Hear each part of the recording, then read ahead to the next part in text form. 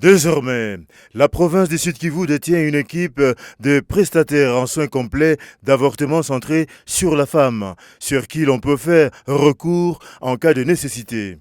Propos du chef de la division provinciale de la santé Sud Kivu, samedi 28 août, à l'hôtel Panorama lors de la clôture d'un atelier de capacitation des prestataires de la division provinciale de la santé Sud Kivu en soins complets d'avortement centrés sur la femme.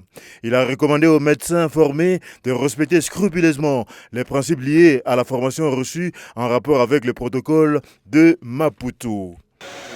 Non, la responsabilité au premier degré revient toujours aux prestataires. Et en plus, à côté de ça, il y a la prise en charge. La prise en charge doit être une prise en charge par rapport aux soins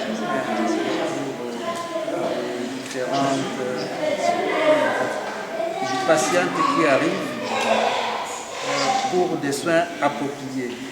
Pour sa part, le directeur du programme IPAS, Dr Mike Mpoi, a dit que les objectifs de la mission qu'il a accomplie au Sud Kivu avec son équipe ont été atteints car toutes les couches ciblées ont été sensibilisées et le message de la sensibilisation a été bien accueilli. De façon générale, les objectifs ont été atteints parce que en venant avec notre intervention, nous avions ciblé 4 axes principaux sur lesquels nous voulions que le message pour les droits de la femme en général, mais aussi son droit à accéder à la santé sexuelle et reproductive de qualité, y compris l'accès à l'avortement sécurisé, soit entendu et partagé avec ces différents axes.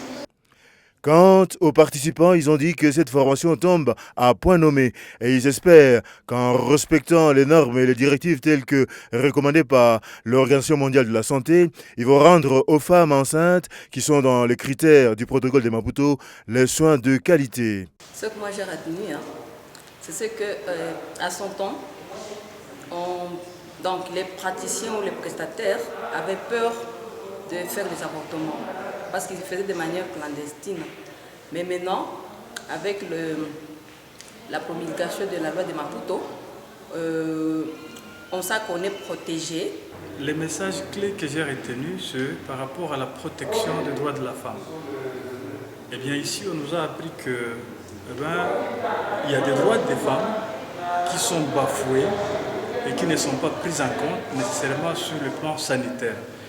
Entre autres, beaucoup de femmes, par crainte, se font avorter en clandestinité. D'autres peuvent être violées, par exemple. Et toutes ces situations-là font en sorte que nous arrivons à des avortements qui conduisent à la perte de vies humaines, particulièrement le vie de ces dames-là, qui malheureusement ont droit de se faire soigner dignement. La formation s'est clôturée par la remise des brevets aux participants.